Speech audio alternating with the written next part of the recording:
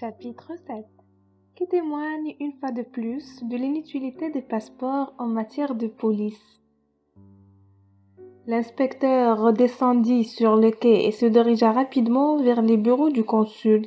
Aussitôt, et sur sa demande pressante, il fut introduit près de ce fonctionnaire. « Monsieur le consul, lui dit-il sans autre préambule, j'ai de fortes présomptions de croire que notre homme a pris passage à bord du Mongolia. » Et Fix raconta ce qui s'était passé entre ce domestique et lui à propos du passeport. « Bien, monsieur Fix, répondit le consul, je ne serais pas fâché de voir la figure de ce coquin, mais peut-être ne se présentera-t-il pas à mon bureau. S'il est ce que vous supposez, un voleur n'aime pas à laisser derrière lui des traces de son passage. Et d'ailleurs, la formalité des passeports n'est plus obligatoire. » « Monsieur le consul, répondit l'agent, si c'est un homme fort, comme on doit le penser, il viendra. » « Faire viser son passeport ?» « Oui, les passeports ne servent jamais qu'à gêner les honnêtes gens et à favoriser la fuite des coquins. Je vous affirme que celui-ci sera en règle, mais j'espère bien que vous ne le viserez pas. »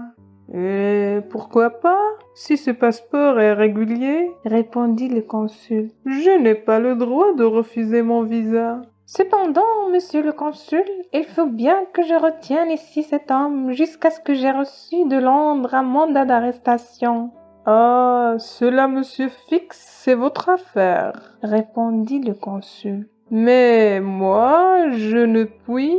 Le consul n'acheva pas sa phrase. En ce moment, on frappait à la porte de son cabinet, et le garçon de bureau introduisait deux étrangers, dont l'un était précisément ce domestique qui s'était entretenu avec le détective. C'était en effet le maître et le serviteur. Le maître présenta son passeport en priant laconiquement le consul de vouloir bien y apposer son visa.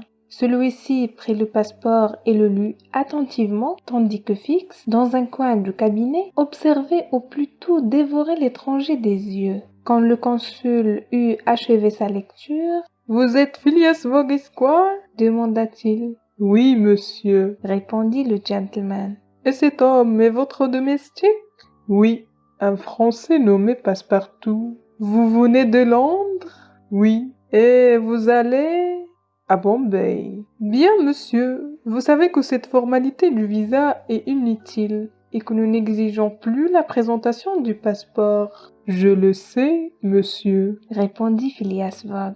Mais je désire constater par votre visa mon passage à Suisse. Soit, monsieur. Et le consul, ayant signé et daté le passeport, y apposa son cachet. Monsieur Fogg acquitta les droits de visa et après avoir froidement salué, il sortit, suivi de son domestique. « Eh bien ?» demanda l'inspecteur. « Eh bien ?» répondit le consul. « Elle a l'air d'un parfait honnête homme. »« Possible ?» répondit Fix. « Mais ce n'est point ce dont il s'agit. Trouvez-vous, monsieur le consul, que ce flegmatique gentleman ressemble trait pour trait au voleur dont j'ai reçu le signalement ? J'en conviens, mais vous le savez, tous les signalements... J'en aurai le cœur net, répondit Fix. Le domestique me paraît être moins indéchiffrable que le maître. De plus, c'est un Français qui ne pourra se retenir de parler. À bientôt, monsieur le consul.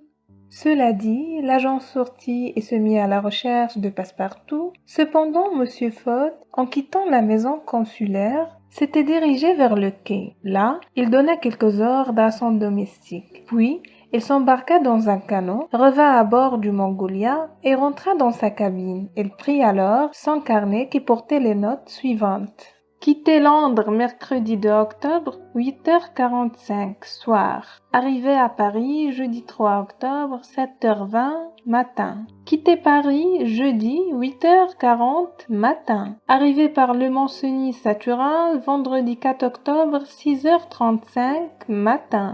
Quittait Turin vendredi 7h20 matin. Arrivé à Brindisi samedi 5 octobre 4h soir. Embarqué sur le Mongolia samedi 5h soir. Arrivé à Suisse mercredi 9 octobre 11h matin. Total des heures dépensées 158 et demi, soit en jours 6 jours et demi.